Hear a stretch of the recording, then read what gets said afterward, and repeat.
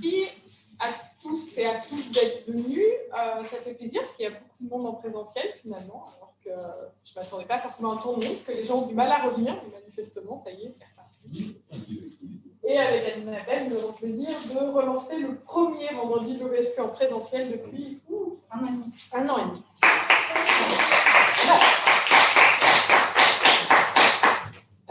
Donc, du coup, pour ce premier, on fera de la science sociale, c'est pas mal. Pourquoi vous savez, on a pas mal de sciences sociales aussi au vendredi de l'OBSQ, et notamment pour vous parler d'expositions que vous avez eu l'occasion de voir dans le hall, mais que vous pourrez revoir à la lueur de ce que je vais vous raconter aujourd'hui. L'idée de vous expliquer comment cette exposition s'est montée, parce que là, vous avez été confrontés à des panneaux et à des images. Et voilà, l'idée, c'est de vous expliquer ce qu'il y a derrière ces panneaux et ce qu'il y a derrière ces images en termes d'art et en termes de sciences. J'ai monté cette présentation autour d'un certain nombre de questionnements que je vous invite à découvrir avec moi. Pour commencer, j'ai essayé de mettre en avant pourquoi mettre en place une démarche de recherche-création participative. L'idée, là, c'était de travailler sur l'adaptation au changement climatique. Je travaille sur l'adaptation au changement climatique dans une vision transdisciplinaire, c'est-à-dire transdisciplinaire avec les gens. On est dans une recherche qui n'est pas forcément disciplinaire, qui est à l'interface de plusieurs disciplines, mais aussi qui est à l'interface avec la société. D'où la question de la transdisciplinarité, avec l'idée de co-construire le savoir, co-construire avec les acteurs. Il y a plusieurs façons de faire de la co-construction. Ça peut être des ateliers, ça peut être des approches participatives, qui sont des choses un peu plus classiques en recherche, en ingénierie de la participation. Et puis, il y a un champ nouveau, depuis une petite dizaine d'années maintenant, qui se développe, qui est une recherche autour de l'art et sciences. Et c'est pour ça qu'on parle de recherche-création.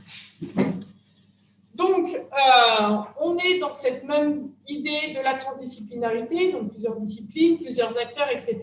Mais on va travailler sur des formes d'art expérimentales et hybrides, avec l'idée que l'art n'est pas seulement une façon de transposer la réalité. On n'est pas dans un artiste qui arrive, qui regarde, qui va s'intéresser à un sujet, qui va faire ses propres recherches et puis qui va faire une œuvre d'art. Ça, c'est une pratique artistique normale. Un artiste, quel qu'il soit, quand il produit son art, il s'interroge, il fait des recherches, il crée quelque chose à partir de matière. Là, l'idée, c'est que l'art ne soit pas un simple miroir, c'est pas péjoratif, mais l'art n'est pas seulement un miroir, mais de chercher des nouveaux procédés d'agencement, des nouvelles façons de faire, avec des chercheurs, mais parties prenantes, de transposer et de réécrire et à poser un regard oblique qui déplace et qui agit sur nos représentations du réel. Ça, c'est la tour en 2011, vous voyez, ça fait une dizaine d'années. Je vous ai remis, alors du coup, il me mange le goût, de la citation. C'est pénible. Donc, je vous ai remis une autre définition de Buckland que j'aime bien, qui indique que l'art peut être une façon pour les sociétés, peut être invoqué pour dire à l'ancienne culture ce qui commence à lui arriver. Et donc ça, c'est des expériences qu'on a déjà fait au sein du cercle. Il y en a eu plusieurs. Il y a eu le collectif Inflexion depuis 2012. Il y a eu un projet Art et Sciences sur les extrêmes climatiques sur le plateau de Saclay, dans le cadre de la diagonale Paris-Saclay. Et donc là, l'idée, c'est de se dire qu'effectivement, l'art permet d'être une façon de dire aux sociétés ce qui va lui arriver et donc de transmettre de l'information via une pratique artistique.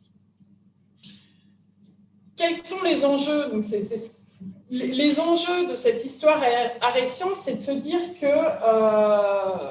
la connaissance scientifique, qui est une connaissance froide, donc rigoureuse, pas toujours factuelle en sciences sociales, mais en tout cas froide, ne passe pas auprès des gens. Les gens entendent cette connaissance, peuvent la comprendre à la limite, pas toujours, mais la comprennent, mais ça ne se transpose pas dans leur vie. Et l'idée, c'est qu'on a donc un problème de translation, de codage, de décodage entre la connaissance scientifique et le vécu des gens et la perception qu'ils ont de ce qu'on leur dit, qu'on a des dissonances entre les changements, les extrêmes climatiques portés par les chercheurs. Il y a dissonance entre cette donnée scientifique et ce que perçoivent les gens. Et donc, l'art, dans tout ça, doit pouvoir permettre de réduire cette dissonance. On verra, il y a des écueils, mais bon, en tout cas, c'est l'hypothèse de départ. Et alors, pourquoi c'est aussi intéressant de travailler avec ces artistes? C'est intéressant parce qu'ils ont un savoir chaud, par opposition du savoir froid. Donc, ce savoir chaud permet de communiquer avec les gens, avec les citoyens, la société civile sur leurs sentiments, beaucoup plus que sur leurs connaissances, donc sur leurs sentiments, sur leurs ressentis. Et puis, ce qui est aussi intéressant avec les artistes, c'est que finalement, on a des questionnements assez proches. Alors, les artistes répondent de manière différente que nous chercheurs ou autres personnes, parce qu'ils ne vont pas produire des articles, ils produisent des œuvres d'art. Mais finalement, ils ont des questions qui se ressemblent. C'est-à-dire, ils se demandent, en tout cas en sciences sociales, en tout cas pour moi, dans ma pratique de recherche, je me demande ce qui va arriver à une communauté territoriale. Je m'intéresse à la planification d'un territoire. Bon, mais les artistes s'intéressent aussi à ce qui arrive à cette communauté, pas du tout en termes de planification, mais ils s'intéressent aux avenirs des communautés. Ils se demandent comment générer du mouvement, comment être une communauté de pratique, comment une communauté qui fait des choses et qui avance sur un territoire. Et comment on crée de la connaissance, qui est à la base quand même notre objectif. Donc voilà, donc ça c'était un petit peu le contexte autour de pourquoi mettre en place et puis à quels enjeux on répond quand on fait une pratique arrêt sciences. Et ensuite, j'ai voulu poser comme troisième questionnement sur le public impliqué, les territoires. Là, on va rentrer un petit peu plus dans le vif du sujet de ce qui a été fait sur les 3 dernières années. Le contexte de cette recherche-création, c'est CoFISER. C'est un projet européen un Belmont Forum qui était sur plusieurs sites européens. Il y avait 5 sites dans différents pays, et notamment 2 en France, dont le Morbihan, et en relation avec Climaction, qui est une association du territoire, et le PNR du Golfe du Morbihan. On a fait plusieurs choses sur ce territoire, des choses plus classiques en recherche, comme un exercice participatif prospectif que je vais vous raconter, parce que finalement, c'est un prémisse à l'expérience arts et sciences. Et puis, la co-construction d'un processus art, design et sciences qui, au mieux de ma connaissance, n'avait jamais été essayé. En tout cas, pas avec des artistes plasticiens comme on l'a fait. Il y avait l'objectif de ce processus, enfin le portage de ce processus était censé être un portage de l'association Climaction. Je vais revenir dessus, ça fait partie des points faibles. Et puis, on avait une implication d'artistes avec un S, j'ai oublié de S, et d'une designer. Ce processus de recherche-création a commencé en 2018, donc il y a maintenant, c'est en février 2018, donc il y a un peu 3 ans déjà. 3 ans où je suis allée une première fois sur le terrain avec un doctorat en climatologie. C'était ça qui était intéressant aussi. On était vraiment dans cette recherche art et sciences, mais dans la science, on était déjà en pluridisciplinarité, dans le sens où j'ai travaillé avec un climatologue, en tout cas avec un apprenti climatologue. On a commencé à faire des récits de vie ensemble. On a vraiment mené toute la partie entretien à 2, climatologue plus sciences sociales. On a fait des récits de vie, la lecture documentaire, surtout moi qui l'ai faite quand même, et on a proposé des premiers récits du changement et des chronotopes dont je vais vous parler. 1 an plus tard, on y est retourné, toujours, avec mon climatologue, qui n'est d'ailleurs pas là, je ne sais pas s'il est en ligne, pour faire des entretiens semi-dirigés, donc 24, donc c'était quand même un gros terrain, on a vu beaucoup de monde, et on a fait un atelier prospectif en mars 2019, qui est le début, qui est l'entame de notre processus arrêt sciences. Et fin 2019, j'ai fait un travail de codage et un travail interactif avec les acteurs. Donc là, c'est une pratique de recherche assez classique en sciences sociales.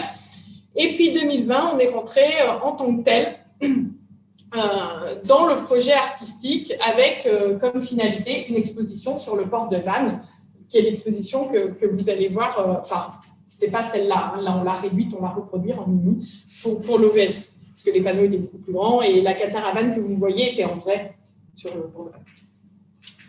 Voilà, donc juste pour faire un petit détour contextuel, parce que je me dis que ça pouvait être bien pour ceux qui ne connaissaient pas, le Morbihan c'est là c'est la France, hop, le Morbihan c'est là. Et le golfe du Morbihan, c'est un estuaire composé de plein de petites îles. C'est très joli. Il y a une ville principale qui est Vannes, 12 communes autour, là, tout le long du golfe, il y a plein de petites communes. De nombreuses îles partiellement habitées et partiellement habitées, avec des gros enjeux que je vous présentais très, très rapidement. Mais en gros, c'est un territoire qui est très porté sur le tourisme.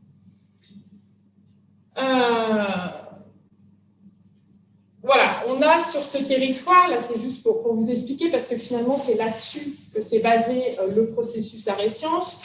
Via ces récits de vie, via ces entretiens, on a commencé à travailler, à développer 3 narratives, donc des récits de changement. Un récit sur un narratif saisonnier, où on a remarqué qu'il y avait un temps d'hiver et une autre saison, c'est-à-dire qu'il y a 2 territoires, en fait il y a 2 golfes du Morbihan, il y a le golfe du Morbihan de l'été et le golfe du Morbihan de l'hiver, avec ses habitants résidents, avec des villes un peu fantômes et de la tranquillité, et puis il y a un temps d'été où il y a beaucoup de monde, où il y a de la circulation, où les locaux râlent parce qu'il y a trop de monde. Donc on a 2 Morbihan, en fait, qui est aussi quelque chose d'important pour les gens. On a un narratif géomorphologique, et dans mon cas, c'est celui qui nous intéresse le plus, où finalement on se rend compte que le golfe du Morbihan, c'est pas forcément un golfe, ça n'a pas toujours été un golfe, et ça, les gens l'expriment, sans vraiment le dire comme ça. Mais en gros, le golfe, c'est un estuaire qui a été inondé il y a 3000 ans, et il y a plus de 3000 ans, le golfe du Morbihan, c'était de la terre, et c'était l'intérieur des terres. Et donc là-dessus, on a un narratif socio-géomorphologique en lien avec la période mégalithique. Et puis, un nouveau narratif socio-écologique, c'est-à-dire que le golfe, en fait, il bouge, le trait de côte est en train de reculer, l'eau monte, et que du coup, ça fait partie des inquiétudes et des narratifs des gens. Quand ils parlent du golfe, ils parlent aussi du golfe qui bouge et avec de l'eau qui monte. Et puis un narratif historique sur l'histoire plus proche, on parle d'un golfe, on a aussi 2 golfes. Là, on avait un golfe à l'époque qui était plus pauvre, qui était basé sur l'agriculture, sur l'ostréiculture, et puis on a un golfe qui est devenu un golfe touristique avec beaucoup de services à la personne. Donc ça, c'était la première série de données. La deuxième, je vous le fais rapidement, il y a beaucoup plus de choses, mais c'est les données essentielles. On a vu dans les données qui nous ont servi aussi pour ce processus Arts et Sciences, on a cette idée des chronotopes. On a vu 2 chronotopes. Les chronotopes, c'est des points de la géographie qui permettent de montrer le temps. C'est des points physiques de l'espace qui montrent le temps.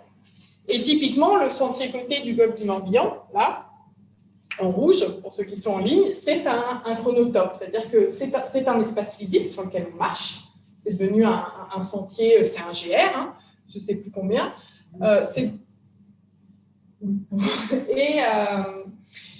C'est un espace physique, mais qui marque le temps, parce qu'en fait, on le voit, et les gens le disent, en disant, à cet endroit-là, le sentier côtier, il fait plus de 3 mètres, parce que normalement, il y a une servitude de 3 mètres, il fait plus de 3 mètres, il fait plus qu'1,50 m, on a perdu 1,50 m en 10 ans. Donc voilà, c'est des choses, c'est des espaces physiques, mais qui marquent le temps. De la même façon, les mégalithes d'Erlarnik, alors là, on le voit, Erlanik, c'est une petite île, et en fait, il y a 2 fers à cheval de mégalithes, créés au moment du néolithique, par des hommes et des femmes préhistoriques, et où on en a un là qu'on voit là qui est en fait à moitié émergé, à moitié immergé, et puis un qui est tout le temps immergé. Et donc clairement, les hommes et les femmes préhistoriques n'ont pas monté ces mégalithes alors que le territoire était sous l'eau, ils l'ont monté alors que le territoire était sur terre, enfin que l'eau était plus loin. Et qu'à un moment donné, l'eau est montée. Alors, on ne sait pas, est-ce que c'était un ensemble, et puis du coup, dont une partie était sur la colline, et donc on ne voit plus que la partie qui était avant sur la colline, qui est maintenant une île, ou est-ce que ces hommes et ces femmes préhistoriques, voyant l'eau monter, ont décidé de transférer les pierres sur une page plus haute pour maintenir leur activité? Ce n'est pas très très clair, personne ne le sait, mais en tout cas, ce qui est sûr, c'est que c'est clairement un marqueur de l'eau qui monte. Voilà, donc ça c'est pour le contexte, on a fait un certain nombre d'études d'entretien et de récits de vie qui nous ont donné un certain nombre de données. Là-dessus, on a recontacté les gens et on a commencé à travailler avec une designeuse. Donc au début, on cherchait une artiste.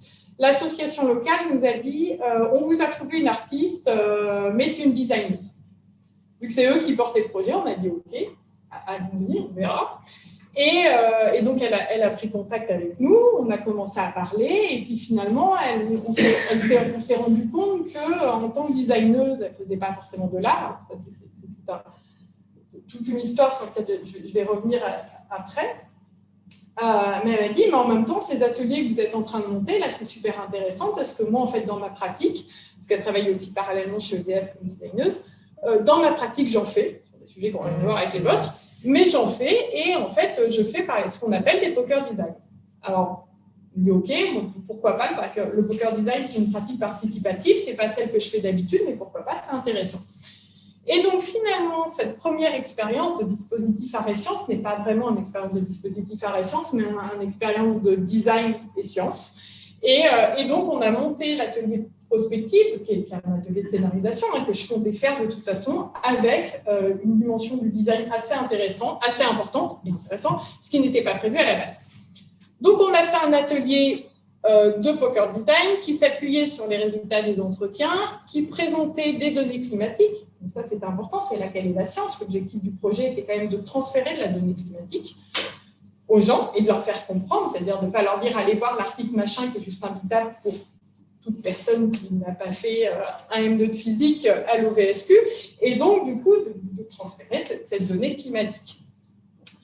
Et puis, on a monté un scénario à l'horizon temporel 2200. Alors, ça a fait rugir un certain nombre de vos collègues climatologues qui m'ont un peu dit que j'étais folle, mais voilà.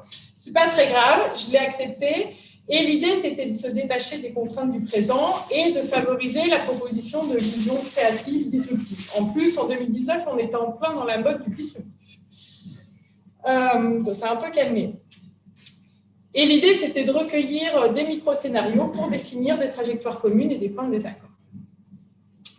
Donc, on a commencé dans une présentation, on a fait cet atelier, puis finalement, au début de l'atelier, on a pris 20 minutes, en gros, pour faire une première présentation, pour transmettre aux participants des services climatiques. Et c'est là que j'ai aussi beaucoup retravaillé avec un doctorant du LSCE, Florentin, parce qu'il fallait quand même débrouiller toutes ces données. On voulait de la donnée locale, qui soit facile à comprendre sur le territoire, etc. Donc, on a passé quand même beaucoup de temps à relire ensemble les articles, voir ce qu'on pouvait ressortir de ces articles qui soient faciles pour les gens, parce qu'au début, ce n'était pas du tout si évident que ça. C'est-à-dire qu'on avait l'impression de donner toujours de l'info tronquée, ce qui est tout le problème de la transmission de la science. Mais bon, finalement, on a donné un certain... On ne va pas nous garder dans le détail, ça n'a pas d'importance, mais on a sorti un certain nombre de données sur la Bretagne, en termes de précipitations passées futures, pareil pour les événements extrêmes, tempêtes et vagues de chaleur, mais surtout tempêtes, de température et sur l'évolution des saisons. Pourquoi on a choisi ces biais-là, ces grandes catégories-là? C'est parce que c'était des catégories qui ressortaient en tant que demande des acteurs. Parce que quand on a fait les entretiens et les récits de vie, on a demandé aux acteurs, aux personnes qu'on interviewait, qu'est-ce que vous auriez envie de savoir? Et donc, du coup, ils nous ont donné ils ont posé un certain nombre de questions qui étaient des questions autour des précipitations, des événements extrêmes, des températures et des saisons. Ça, c'est un grand moment aussi, parce qu'il a fallu que je fasse simplifier beaucoup à Florentin ces diapos. Donc, on a parlé des changements passés, des températures. On a posé un petit modèle du GIEC et en mettant une petite courbe très approximative pour dire à combien de degrés on serait en 2200. Et puis, on a monté aussi ça, qui était assez drôle, sur des courbes de température pour le Golfe. Donc, c'est je ne sais plus quelle la station météo là, qui est dans le Golfe, je ne sais plus laquelle, Belle-Île, je crois. Et donc, du coup, on a pris la courbe actuelle en bleu. On a pris la courbe rouge, donc ce qui serait avec notre augmentation là, de température. Donc, on a pris la même, on l'a transposée. Et c'est très approximatif. On entend bien, mais c'est aussi une façon de communiquer en essayant d'être le plus honnête possible, mais en étant suffisamment approximatif pour être compréhensible. Et puis, au milieu, on a mis la courbe d'Ajaccio. Donc là, on leur a dit, regardez, en fait, en 2200, il fera plus chaud à Belle-Île que ce qu'il fait actuellement à Ajaccio. Et c'est des choses qui marchent. Les gens comprennent, ça les marque et ils entendent. Alors, c'est une autre, et après j'arrête de vous embêter avec mes services climatiques, mais c'est une autre façon aussi de montrer aux gens l'évolution du climat et de faire changer leur perception. C'était, là, c'est un géomorphologue qui travaille dans le Golfe du Morbihan qui nous avait donné ces cartes. C'est un chercheur, c'est un ancien chercheur de l'université de l'UBO, l'université de Bretagne-Ouest, qui nous a donné ces cartes très gentiment. Et ces cartes-là représentent, en fait, tout là c'est toutes les parties en vert, c'est de la plaine. Et puis, les parties en rouge puis en jaune, c'est les parties un peu plus hautes par rapport à cette plaine qui a un niveau 0. Et donc là, c'est la carte d'il y a 15 000 ans. Et en fait, ce truc-là, qui remonte, qui ressemble à une espèce de petite montagne au milieu de la plaine, c'est Belle-Île. Donc, des villes, actuellement, c'est quand même à 10 ou 8 km de la côte. Et donc, on a présenté ça aux acteurs pour leur montrer qu'effectivement, ce qu'on considérait comme le trait de côte, c'était très théorique et très temporel. C'est-à-dire que le trait de côte, en fait, il évolue, il a toujours évolué. Ah, attendez. Alors, attendez, j'ai un problème, c'est normalement, il y a une animation.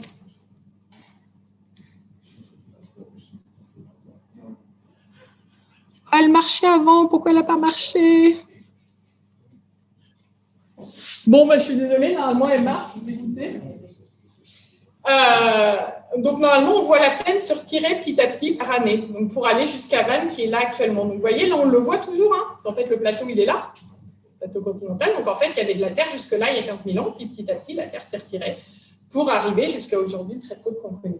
Mais ça permet en tout cas de montrer que le trait de côte, ce n'est pas du tout un truc fixe, et c'est un truc qui peut être emmené à évoluer, et que les pratiques des gens évoluent. Et c'est pour ça qu'on se retrouve avec des cromlechs au milieu du golfe du Morbihan, parce que là, en fait, c'était de la plaine. Voilà, et sur cette base-là, on a dit, allons plus loin. Donc là, on a vu le passé, on a été jusqu'à aujourd'hui, et puis là, c'est le futur. Du coup, on vous a monté un scénario avec un horizon temporel à 2200, avec une augmentation des températures de 6,75 degrés. Donc, il y a un modèle de crop en médian avec une fonte d'onde accélérée de la calotte polaire. Donc, voilà, on a été regarder des modèles. On en a choisi un, en expliquant qu'on avait choisi et qui nous emmenait une augmentation du niveau de la mer de 2,5 mètres. Et puis, ça, c'est la designeuse qui l'a fait pour le coup. On a repris la carte et puis on a refait la carte en montrant tout ce qui changerait en 2200. Donc là, c'est le trait de côte actuel. On voit le trait de côte qui remonte et puis on voit les parcs à huîtres qui sont inondés, on voit les marées qui s'étendent, etc. Et donc là-dessus, on a créé le poker design. Le poker design, en gros, il y avait 3 cartes à piocher dans 3 catégories. Donc changement climatique et aléa. Donc les gens piochaient un aléa, genre inondation. Infrastructure et territoire, genre le port du Questy, et puis ressources et acteurs, le PNR, par exemple. Avec la possibilité de changer des cartes si ça ne leur plaisait pas. Et puis, ensuite, nos personnes se mettaient autour d'une table et puis devaient écrire une projection sur la base de ces 3 cartes. Avec la contrainte, c'était écrivez-moi une projection à 2200 sur la base de la carte, avec comme 3 contraintes, les inondations, le PNR, et puis le port du Questy. Donc voilà, donc les gens se sont mis autour d'une table, ils ont commencé à créer leur petite projection à partir à chaque fois de leurs contraintes sur les 3 cartes. L'avantage de faire les 3 cartes, c'est que ça évite de partir dans tous les sens, ça oblige les gens à se focaliser sur des parties. Ensuite, on avait un petit support écrit pour décrire la projection, et on venait présenter, et puis on faisait des groupes pour faire des scénarios ou des micro-scénarios. Donc là, j'ai ma petite carte, il disait quelle économie locale, quelle relation à l'environnement, on disait quelle carte tirer, les participants, et on faisait un petit dessin. Il y avait cette histoire-là, en disant faites un petit dessin sur votre projection. Les gens sont venus présenter. Voilà.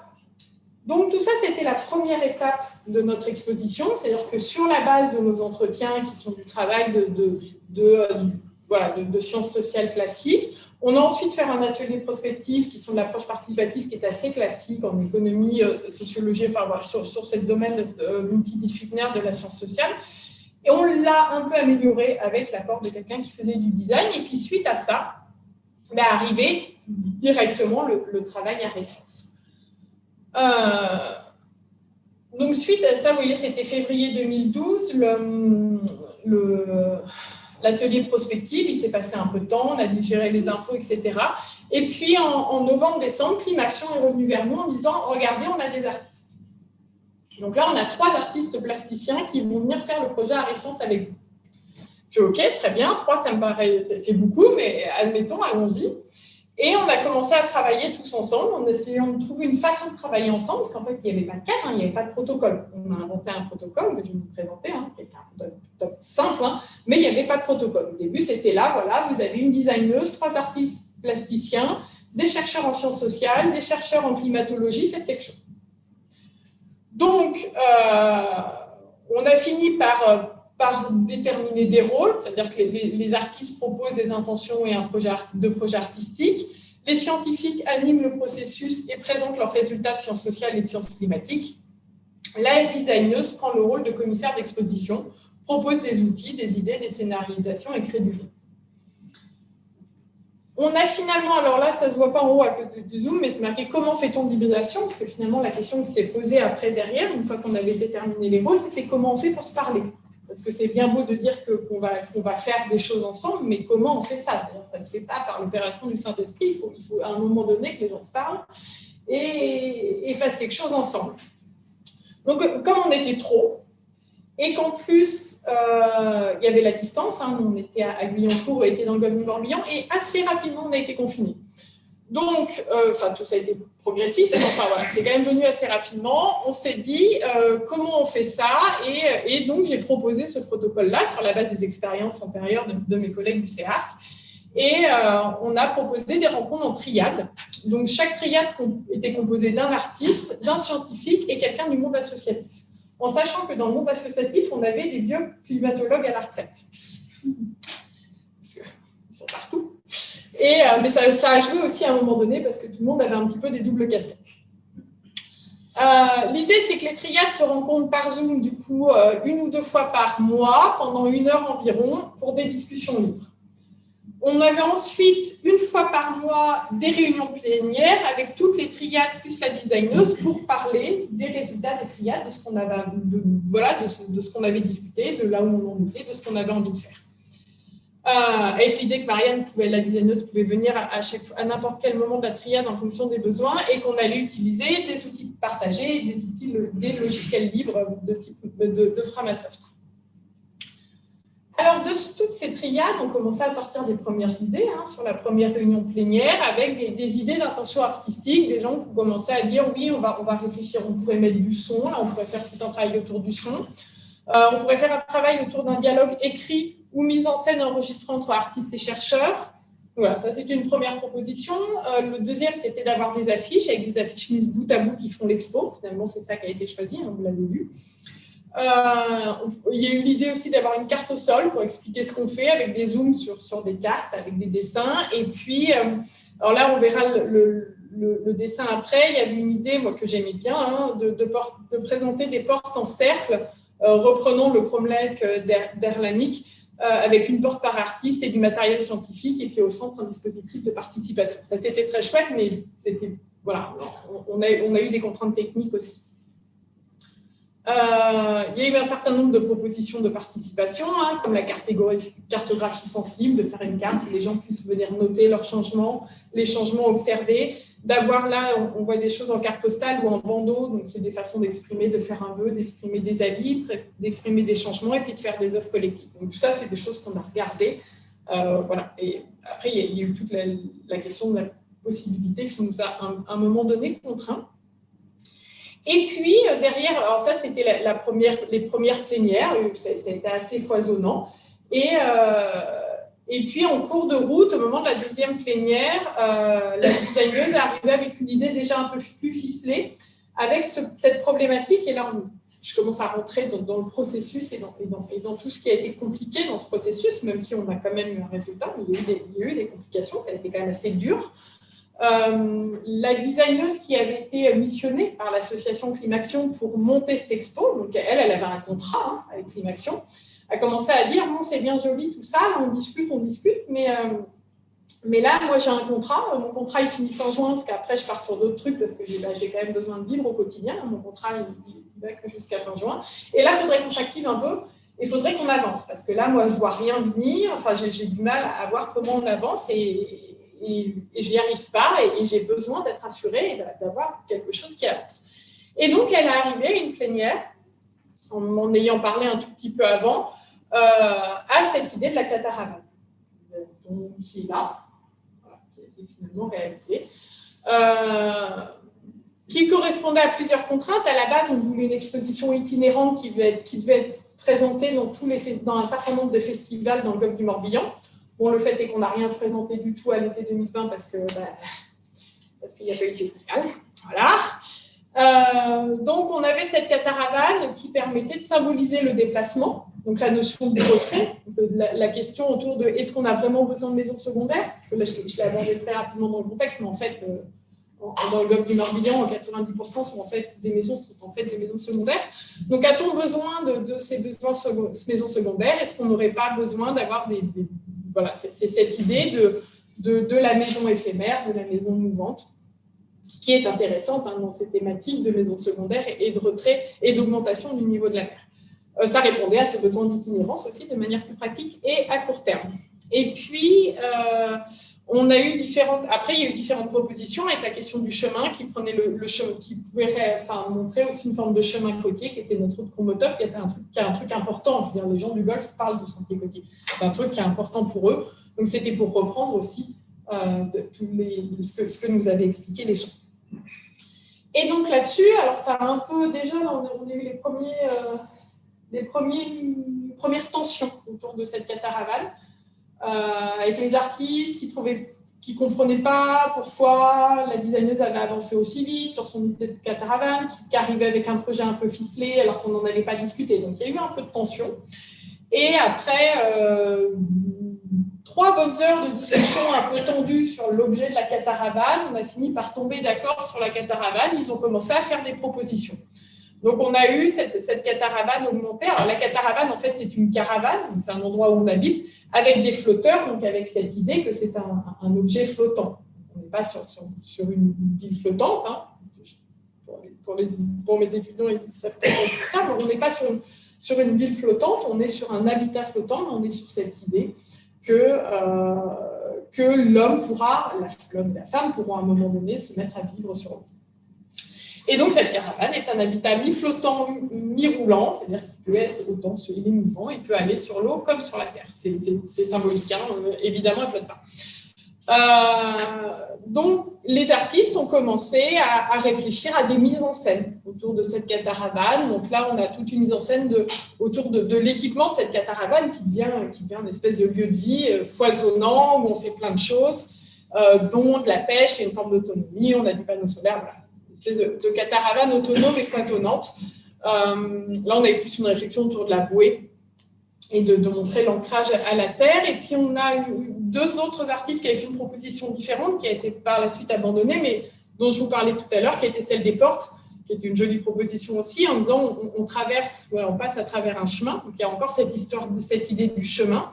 Et puis, petit à petit, on tombe sur des portes qui présentent du travail d'artiste et de la donnée scientifique. Et puis, on voit qu'il y a l'eau qui monte là petit à petit. Face à une montée de la mer, avec des trucs un peu à la Enki Bilal, de bouée sous. Voilà. Ensuite, c'est pénible, ensuite, on a le Covid est arrivé. Ça, c'était avant mars, mais vraiment, c'était genre le 20 mars. Enfin, les croquis datent du 20 mars, donc on était vraiment sur la transition. Et puis bon, à partir de fin mars, mi-avril, il est apparu assez clairement qu'on n'allait pas faire d'exposition itinérante et qu'on n'allait pas faire des trucs grand public avec plein de monde et puis des gens qui passent. Et puis voilà, il fallait faire un truc fermé. Voilà. On en est assez vite rendu à la conclusion que vu qu'on n'était pas capable de gérer le public, il fallait faire une œuvre où le public n'approchait pas trop.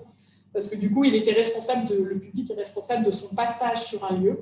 Mais du coup, on enferme l'œuvre d'art pour ne pas faire un cluster autour de l'ensemble d'œuvres d'art. Donc, se sont développées là-dessus un certain nombre d'idées autour de cette idée du fermé, en sachant qu'au début, on ne savait pas où on allait exposer la caravane. Ça a quand même posé beaucoup de questions. Donc là, on a une proposition de Marie-Hélène Richard, qui était une des artistes, en l'enfermant derrière des grilles de chantier, avec une espèce d'imaginaire autour comme si la caravane était arrivée comme ça du futur et puis que la police est arrivée et l'avait entourée parce que c'était une espèce d'ovni bizarre et qu'il fallait faire attention parce qu'on ne savait pas ce que c'était. Michel a une vision plus romantique et plus fleurie, hein, avec l'idée de faire participer les jardins éphémères, etc. Donc il y a eu un certain nombre d'idées comme ça. Et au final, vous le verrez sur les photos, on a fini par nous donner un lieu qui était le port du Val, mais sur la cour du conservatoire, donc avec déjà des grilles. Et donc, on a laissé tomber tout l'entourage comme ça, et on a utilisé les grilles pour faire l'entourage. Donc ça, c'est le processus. Ça a pris, on a commencé en décembre, et puis on arrive à ce moment-là final où on a cette décision autour du port de Vannes et de la caravane et du montage et de l'envie de faire de la scénarisation autour de cette caravane. On arrive à mi-mai, voire mi-juin. Non, mi-juin. On arrive à mi-juin. Ça a vraiment pris beaucoup de temps. Et donc, on arrive à l'exposition en tant que telle. Je vais vous présenter rapidement les panneaux de l'exposition avant de vous laisser les découvrir tout seul. Je sais tout combien de temps on a vu pour Oui. Il est quelle heure? Donc, voilà, donc on a produit, donc tout ça nous a conduit à l'expo, vous voyez, aujourd'hui, avec un manifeste autour de la question de l'art, autour de la question de la nécessité de l'art pour transmettre de l'information et de faire évoluer les sociétés. On a donc, ça nous a donc conduit à la Cataravane, hein, celle-là, c'est cette image que vous voyez là, avec donc une Cataravane qui est un lieu de vie, qui trimballe sa bouée hein, et d'autres choses, et qui est le lieu de vie de Job la Cataravanière. Parce que du coup, autour de cette Cataravane, au fur et à mesure où les idées de scénarisation arrivaient, où la designeuse faisait sa Cataravane, parce que ça lui a pris quand même du temps, hein, il faut aller l'acheter, il faut la monter, il faut monter les flotteurs, il faut la décorer, etc. Donc ça prend quand même beaucoup de temps. Dans l'équipe, qui était en fait quelqu'un qui est venu par l'association, donc c'est assez drôle, mais qui était aussi un écrivain, finalement, sans vraiment s'en rendre compte, on s'est mis à développer une narration autour de cette Cataravane, parce que finalement, il y avait cette espèce d'objet, puis il y avait beaucoup de discussions, et il y avait les artistes qui avaient plein d'idées autour de cette Cataravane. Et donc, nous, on a commencé à écrire une narration autour de ça, et avec Job, la Cataravanière, qui dit, alors c'est un des panneaux que vous verrez, hein, qui dit « Je vais devoir régler ma montre poignée mécanique au premier clocher rencontré. J'ai froid malgré mes pulls et collants, comme au creux de l'hiver, moi qui viens de quitter une chaleur caniculaire en 30 PC. Je m'appelle Job la Cataravanière, je suis science activiste et plasticienne. Je fais partie de la nouvelle génération, celle conçue pendant la première crise covidienne. Nous sommes la génération Z, comme zéro émission de gaz à effet de serre, zéro déchet, zéro pesticides, zéro engrais chimiques, zéro pétrole, zéro plastique, zéro gaspillage, zéro spéculation, zéro destruction des écosystèmes. Notre monde ressemble au vôtre, mais il est plus chaud, plus instable, plus dur, plus changeant. Nous sommes les mêmes humains, traversés par les mêmes espoirs, les mêmes envies, les mêmes besoins, les mêmes amours, les mêmes peines, les mêmes colères, comme depuis des milliers de générations. Comme les Bretons à l'époque de l'état civil, nous portons nos surnoms, mais nous ne sommes plus Bihan, Brasse, Cor, Calvez, Goff, Pennec, nous sommes la Cataravanière, l'Aquabiane, la chercheuse de rêves, le sobre-heureux, l'équilibriste ou encore le préhistorique. Laissez-moi vous raconter, moi, Job la Cataravanière, porte-parole de notre futur monde, celui qui a été sauvé par la beauté de l'art. La question de la beauté de l'art. Et on a un QR code qui nous renvoie au site internet de Coquelisseur, monté par Gino, qui a disparu. Où on a ces histoires, parce que là, c'est l'entame, en fait, et on a monté différents personnages. Donc, vous voyez, là, il y a 7 personnages, et les 7 personnages racontent une histoire autour de cette Cataravane. Et ça a inspiré, finalement, tout ça, c'est un travail qui s'est fait en parallèle, ça a inspiré toute la scénarisation autour de la Cataravane avec Job la Cataravanière qui est plasticienne, hein, donc qui ramasse du plastique pour en faire de l'art. Donc, elle a du plastique devant, elle a du plastique derrière, elle a des bouées et elle transporte sa bouée. Elle fait aussi des éoliennes, évidemment, en plastique. Et puis, elle est poursuivie par une bestiole qui est arrivée de 2050 avec elle, en fait, qu'elle a embarquée. Ça, on le voit sur le site internet, qui est une espèce de bestiole bizarre de 2050, énorme. Une bestiole énorme qui vient de 2050 parce que la biodiversité en 2050 aura évolué, évidemment. Voilà, donc ça, c'est la première partie de l'expo, notre Cataravane,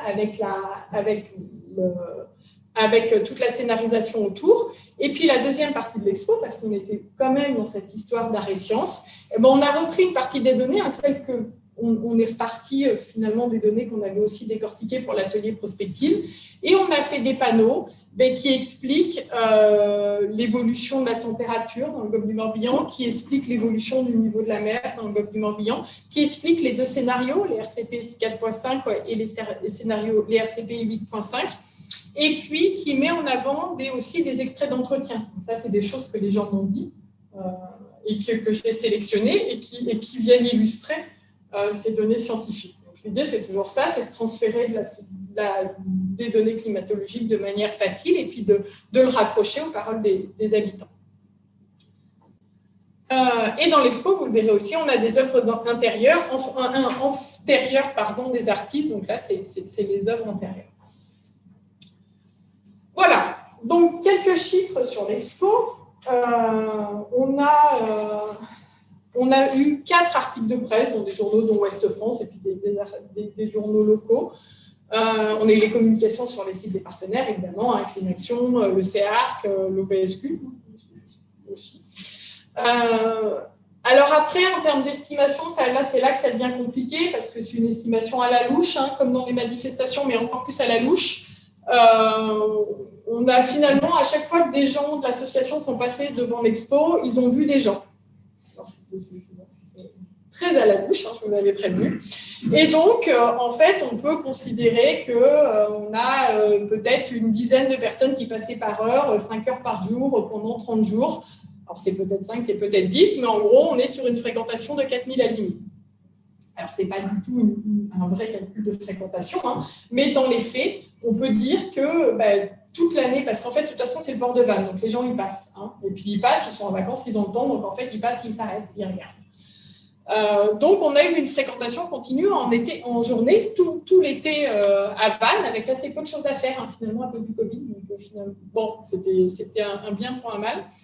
Et puis, on a eu la fréquentation du site Internet, hein, avec notre fameux QR code qui était sur les panneaux, avec un taux de connexion de 2 à 5%, toujours avec mon estimation à la super louche. Et donc ça, par contre, là, on a une vraie estimation. On a eu 181 connexions sur l'été. Voilà. Donc, dans mes questionnements, suite au dispositif mis en place, hein, donc là, je vous ai présenté l'objet de l'exposition et puis comment on est arrivé à ça. Les questions moi, que je me pose aussi en tant que chercheuse par rapport à cette expérimentation à Rayssance, parce que c'est aussi ça qui est important, c'est bien beau de faire une exposition à Rayssance, mais qu'est-ce que je fais avec? Comment je la valorise déjà, parce que c'est comme ça qu'on nous évalue. Hein. Et puis, à quoi ça sert? Donc, la question, c'est de savoir si cette recherche création participative que nous avons menée permet de proposer des démarches coopératives et reproductives. Quelque part, oui. On a déjà écrit un article, on en a 2 autres en cours, donc c'est potentiellement quelque chose qui sera à visée reproductive ailleurs.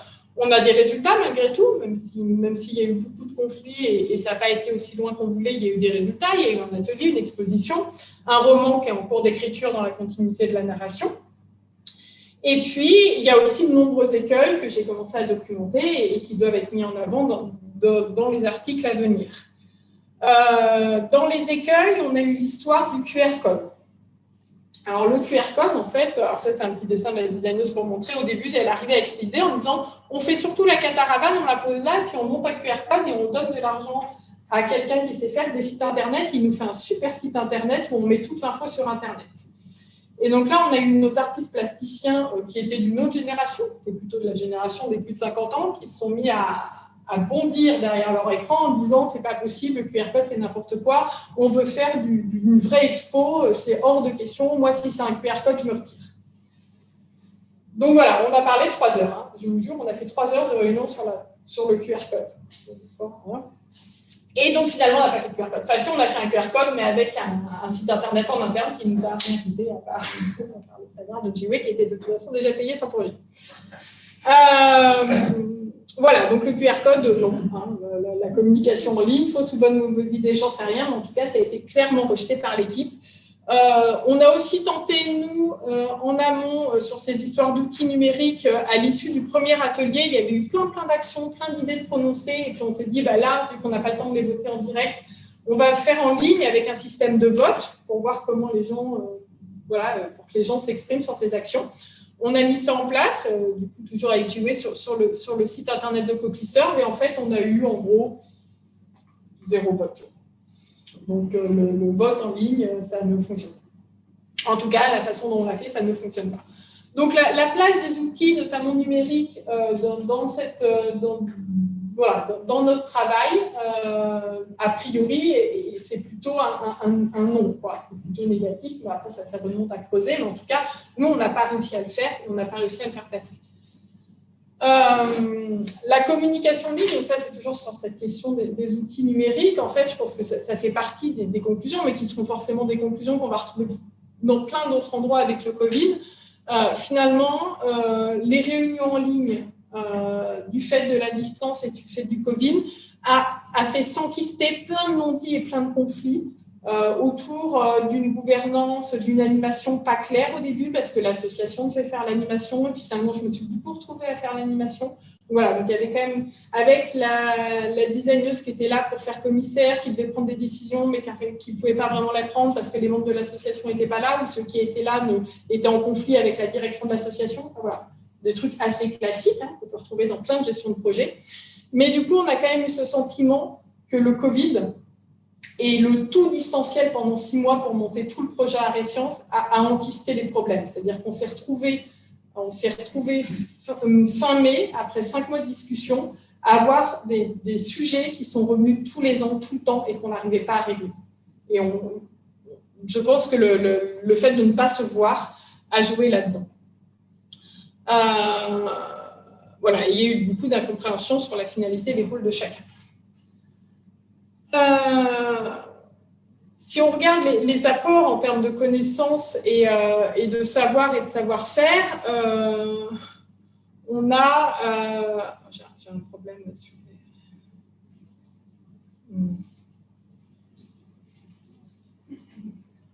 la question n'est pas la bonne. On l'a déjà passé. Sur la question des retours sur expérience, autour de cette expérience sur l'Arrêt Science, on a la question du rôle des sciences sociales, qui est quelque chose qui est apparu dans cette expérience Arrêt Science, où les artistes, finalement, au bout de 4 mois, ont fini par dire « mais pensez qu'on va voir des scientifiques ». Alors, je ne l'ai pas bien pris. Où j'ai dit « mais excusez-moi, mais vous croyez que je fais quoi, en fait ?»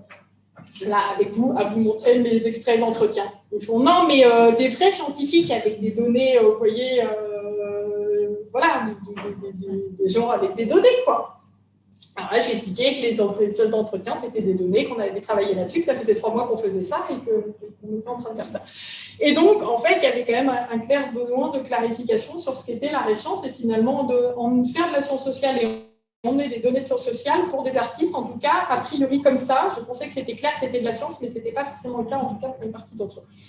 Voilà, donc le premier écueil, je me suis un peu perdue à un moment donné. Le premier écueil, c'était la distance. Le deuxième écueil, c'était ça. C'était la clarification des attentes et la clarification de ce que c'est la science, enfin, de ce que peut être la science. Troisième écueil, à part le côté le en ligne, ce qu'est la science, troisième écueil, c'est plus de compétences en gestion de projet. Je pense qu'à un moment donné, on a vu mes limites en termes de gestion de projet, c'est-à-dire qu'on n'a pas posé le processus Arrêt Science comme un projet. On a monté ce protocole et on y a un peu été à la one again et en fait, ça n'allait pas. Il aurait fallu poser des outils de gestion de projet sur le processus Arrêt Science. Et dans ces outils de gestion de projet, il y a potentiellement le Work Breakdown Structure, donc le fait d'identifier les tâches et les résultats voulus, des outils de gestion de risque. On aurait clairement dû mettre en place un outil de gestion de risque pour identifier les risques, parce qu'on en avait plein et en fait, on ne les a pas identifiés. C'était clairement une erreur. Le cadre de fonctionnement d'intelligence collective, ça peut paraître des fois évident, mais en fait, il aurait fallu le poser, parce que là, il y avait clairement des failles. Il y avait des gens qui n'avaient pas bien compris ce qu'était l'intelligence collective.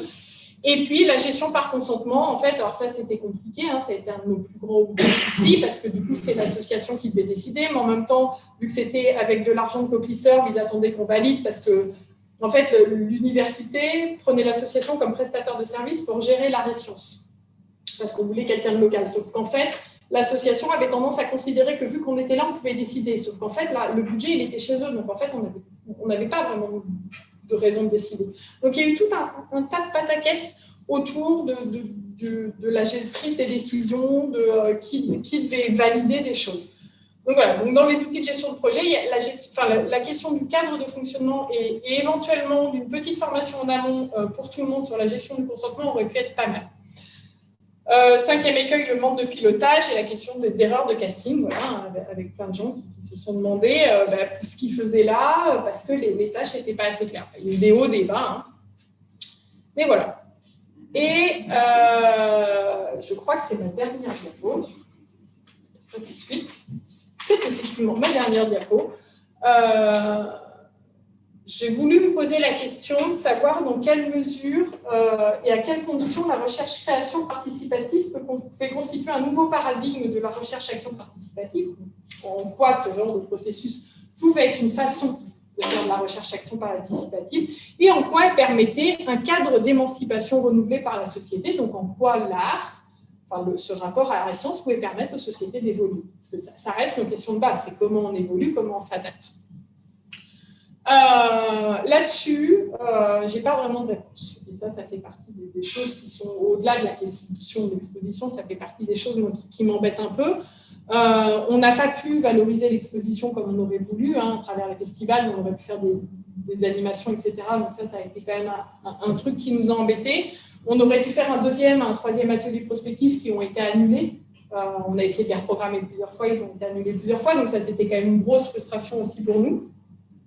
Et puis, finalement, on a eu un contexte humain avec beaucoup de conflits internes liés à ce manque d'outils de gestion de projet, liés à ces problèmes de pilotage, à ces problèmes de définition des tâches de chacun, qui finalement ont été centrales et ont bouffé énormément d'énergie, malgré un résultat final sur l'exposition, moi que je trouve sympa, hein, mais on a quand même mangé beaucoup d'énergie en amont à cause de ce contexte humain, donc de conflits et à cause du Covid. Qui ne nous a pas permis de mettre en place un cadre d'émancipation, même si la notion de cadre d'émancipation doit être creusée, hein, mais en tout cas, le cadre n'était pas là. Voilà, donc si vous voulez voir le tout, c'est sur le site de CoCliServe. On a l'expo Sabaigne et le journal de bord de Job la Catarabanière, donc avec tous les récits. Et puis, le premier article qu'on a fait, puis les autres sont faits. Voilà.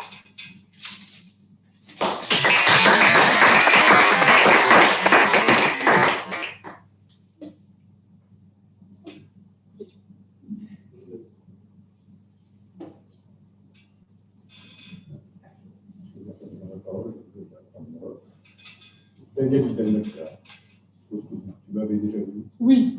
Voilà, donc je peux peut-être me présenter pour les autres. Je suis un ancien directeur de l'OBS, fondateur de la produit. Mais ma question. Et le seul.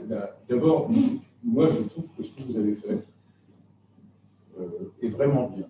C'est-à-dire que quand on discutait à l'époque avec Jean-Paul et d'autres au sujet de la raison pour laquelle on fabriquait un observatoire avec des gens des sciences humaines et des gens des sciences de la nature, excuse-moi, je ne veux pas dire physique, mais de la nature, ça me paraît plus correct dans la terminologie des sciences de la nature. À quoi cela servirait? Allait-il servir? Et surtout, est-ce qu'on va arriver à faire marcher les deux en même temps sur des sujets communs? Donc, je vois qu'on y arrive. Bon, mal, c'est normal, il n'y a pas de drame à ce sujet-là, je vois qu'on y arrive et c'est vraiment très bien. Donc, toutes mes félicitations à tous ces gens. Je ne connais que deux. Oui, les deux. Voilà. Au début et à la fin. Si, il y en a un autre là. Oui, tu connais aussi là. Ah, la mairie, là, oui, mais celui-là, il est comme moi. C'est un... Ok, très bien. Mais il est de là-bas? Eh bien, il était dans l'association. Voilà, c'est ça. C'est le vieux climatologue qui était d'accord dessus. Je ne sais pas s'il est connecté d'ailleurs. Donc c'est bien, donc, toutes mes félicitations. En tout cas, je suis très content. De temps en temps, comme ça, j'arrive à voir que finalement les graines qu'on avait collectivement semées au début ont fini par fleurir. C'est vrai dans les sciences, c'est vrai dans les techniques, et c'est vrai dans ce genre de travaux à l'intersection, en tout cas à la synergie des sciences de la nature et des sciences sociales. Alors, moi, j'ai quand même une question à poser. J'ai tout de même une question à poser. D'abord, ce que je voudrais dire quand même, c'est que bien sûr, il a manqué plein de choses. Bien sûr, vous n'étiez pas organisé. Bien sûr, ceci, bien sûr, cela, etc., etc. Mais si vous aviez été organisé, s'il n'avait rien manqué, vous n'auriez rien fait. Peut-être. D'accord. Donc, c'est pas la question n'est pas... plus ça va se formaliser, moins ça va devenir créatif. Oui, bien sûr. Donc il vaut mieux que ça ne soit pas normalisé. S'agissant du rôle de l'art, parce que j'ai compris que les artistes finalement étaient frustrés à l'intérieur de le rôle de l'art, moi j'ai le sentiment qu'utiliser l'art dans ce genre de démarche, ça permet vis-à-vis des gens actifs à l'intérieur du système, enfin du projet, ça leur permet de dépasser leur situation actuelle, de rompre des problèmes comment ça s'appelle, d'autocensure. Je fais pas ci, je fais pas ça, puis de toute façon c'est idiot, bien. L'artiste, normalement, en tout cas dans ma tête, comme je ne suis pas artiste, je sais pas ce que c'est, mais l'artiste, normalement, ne devrait pas représenter la nature rigoureusement comme elle est, parce que ça s'appelle la photographie, c'est bien, mais c'est peut-être pas le rôle de l'artiste, effectivement. Même un artiste photographe ne représente pas la photo, ne représente pas la nature telle qu'elle est. On n'est pas journaliste. Voilà.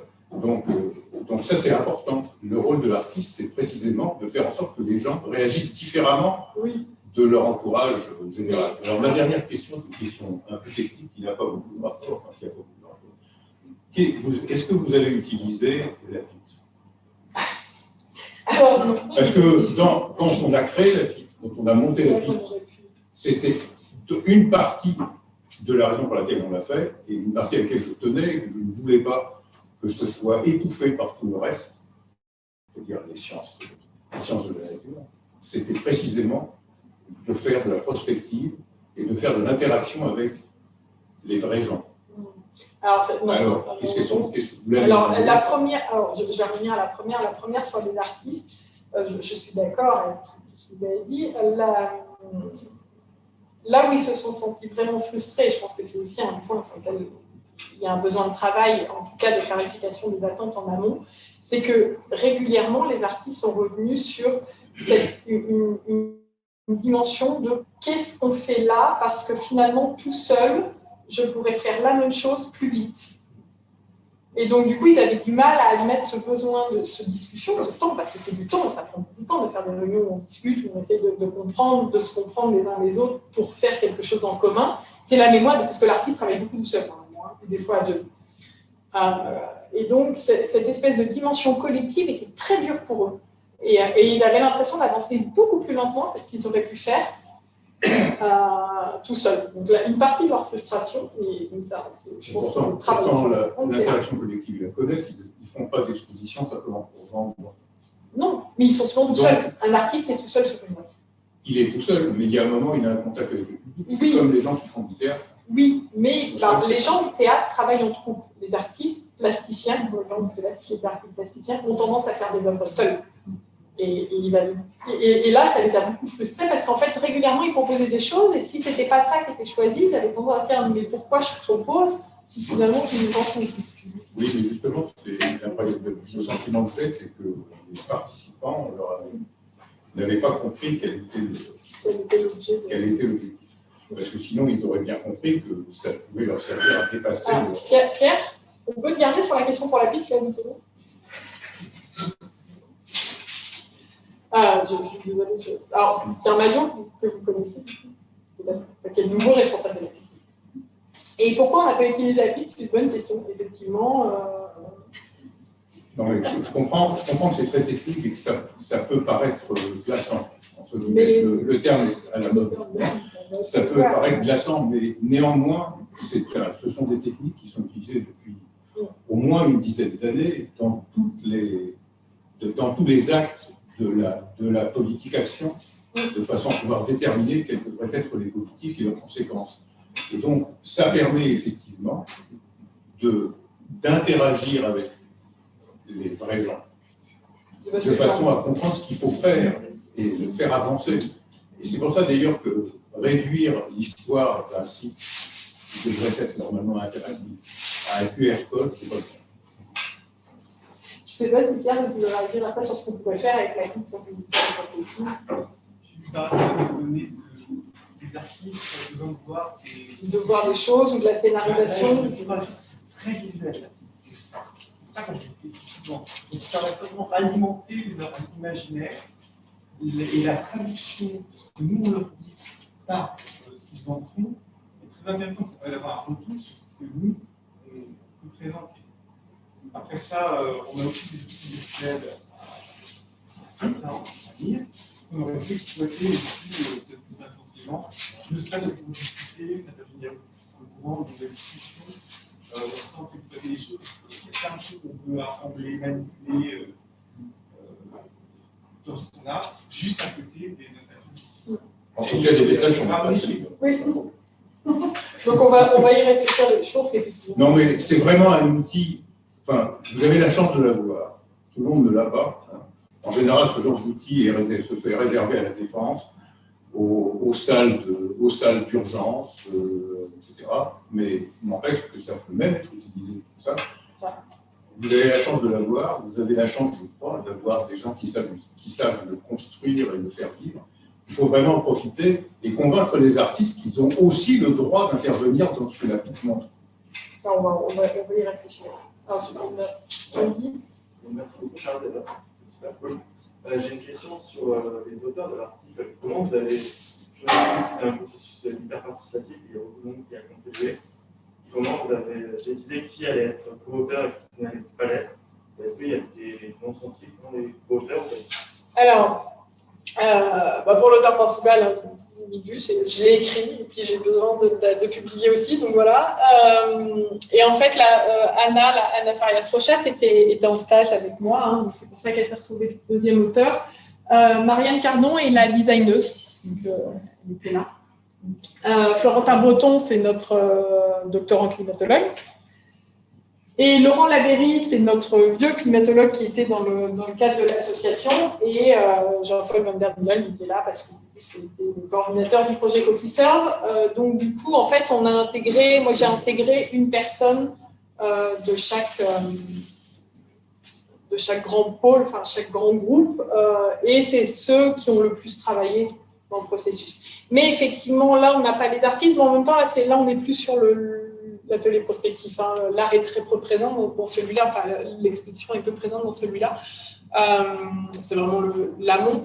Et puis voilà, c'était les gens les plus présents à un moment donné. Et sur les articles à venir, en fait, c'est compliqué de savoir si tu mets tout le monde ou si tu mets peu de monde. En fait. Mais effectivement, à un moment donné, il va falloir faire le choix, c'est où on met tout le monde, ou on met vraiment que les coordinateurs. Ouais, je sais pas. Et est-ce qu'il y a une contrainte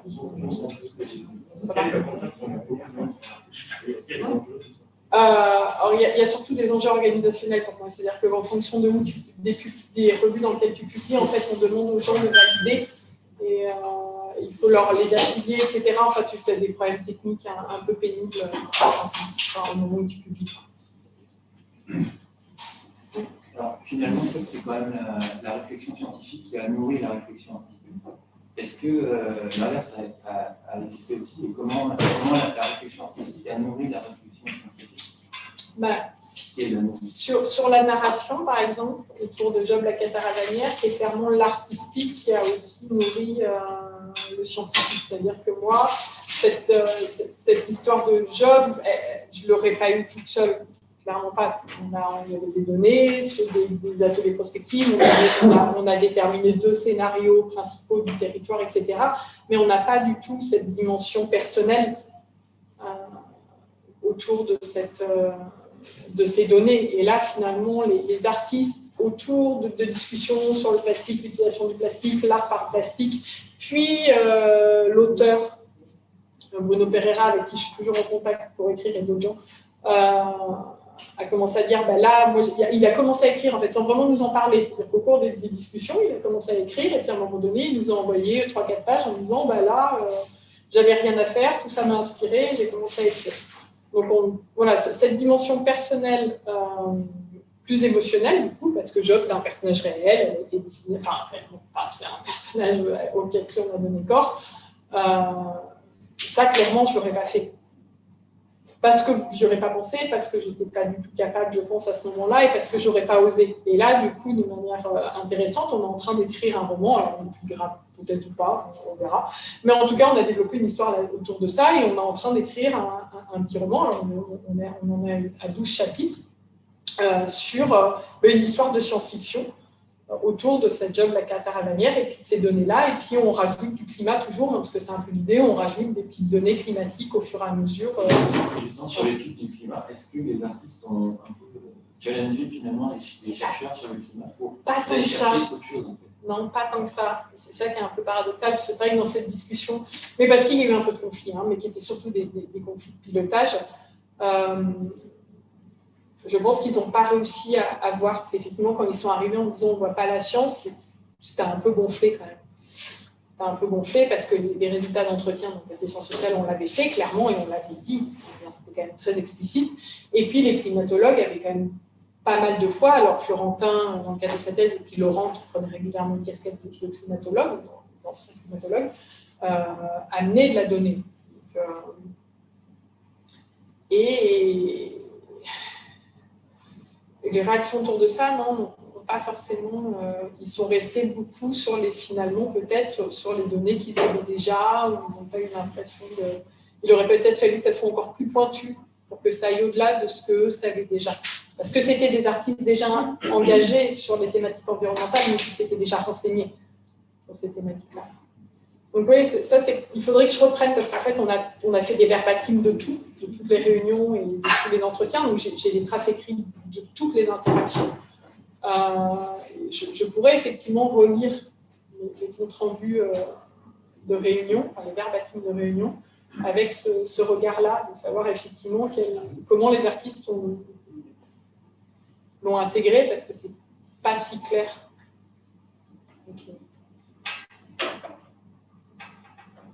Et comment aborder le fait que les chiffres qui étaient donnés, les données d'élévation de l'eau, d'élévation de température, en 2200, étaient un peu partout, étaient dans l'imagination, ou est-ce qu'il y avait vraiment une base climatologique? Non, les données, c'est des modèles climatiques. C'est vraiment des modèles avec la perspective de 200. Ah oui, complètement. Et les données d'un certain nombre de modèles en climatologie, c'est des modèles de CROP. C'est CROP 2017. C'est CROP 2014. Ça va. Et du coup, c'est des modèles qui utilisent des gens qui peuvent faire du LSE. Non, c'est des données réelles. Mais du coup, tu fais quand même le choix. On a fait le choix de faire du 8.5. On a fait le choix de prendre le modèle médian. On a fait une élévation un peu à la louche. En fait, il y a différentes façons de faire de l'élévation. Tu peux regarder exactement les territoires ou prendre les modèles les services climatiques qui existent actuellement avec Climate, Central Climate, qui est un truc américain, néerlandais, je ne sais plus, qui montre des niveaux d'élévation de la mer et comment ça couvre les terres. En fait, c'est pas complètement précis parce qu'en fait, ça prend juste l'élévation et ça ne prend pas en compte la nature des sols. Donc, voilà, il y avait des biais, mais ça reste quand même sur les données qu'on a au meilleur de notre science actuelle. Et donc, les artistes ont participé à ce choix de données? Non. On l'a fait en amont et de toute façon, on avait commencé pour l'atelier prospectif. Par contre, la designeuse l'a fait parce qu'en fait, on a fait ces choix de données pour l'atelier prospectif et on les a repris pour l'expo. Donc, c'est vrai que les artistes n'ont pas été associés à ce choix-là. Peut-être que ça explique en partie le fait qu'ils ne soient pas forcément beaucoup emparés de la donnée climatique. Et ce qu'on leur a beaucoup proposé, c'était plutôt les extraits d'entretien et donc la donnée socio-économique. Peut-être que ça a joué un... Peut-être avoir justement un travail plus autour du climat que de la société.